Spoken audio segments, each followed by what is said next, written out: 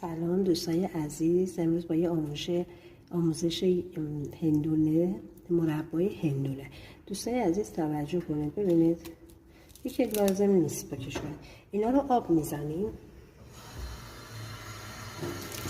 من از قبل شستم بعضیاشو، دقت کنید. دوستای عزیز امیدوارم حال دلتون خوب باشه. ببینید من میخوام یه مربای هندونه درست کنم. اگه دوست داشتید این لبه های بالاشو بذارید، مورد استفاده است. ببینید همه این صورتی ها اگه دوست نداشتید بذارید. ببینید به این طریق هر شکلی که خودتون دوست داشتید درست میکنیم. حالا خلالی خواستید کوچیکش کنید، اگه دوست داشتید کوچیک. ببینید آها بله، اینو دوباره تمیز میکنم.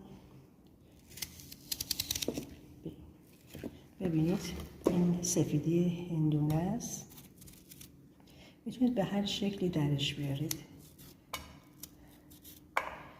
خلالی، کوچیک، بزرگ، هر چیزی که خودتون دوست دارید.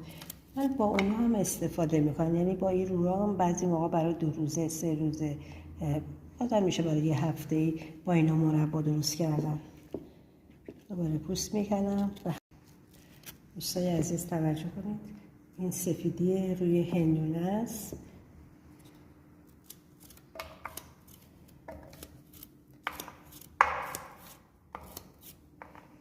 من آب میزنم بهشون.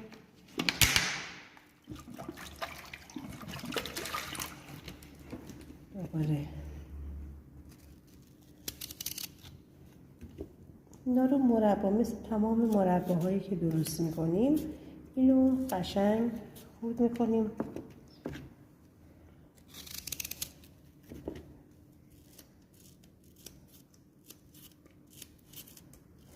میذاریم روی حرارت، با چیز میذاریم، با شکر میذاریمش روی حرارت. هر چیزی مثل مرباهای دیگه است.